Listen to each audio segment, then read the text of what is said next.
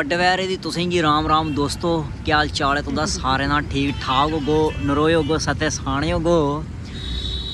बड्डे पैरे कन्नै सैर करना भी जरूरी होंदी है। ठीक है, सैर करने कन्नै केह् होंदा है कि ठंडी हवा, वातावरण, मतलब माह्नुए दी जिंद जेह्कड़ी है ना सत्थी सानी रौंह्दी है। ते सवेला सत्थी उठो, सवेरे उट्ठियै सैर सूर करो, ठंडी ब्हा लाओ। ते आ गया वीर, आ गया वीर, आ गया।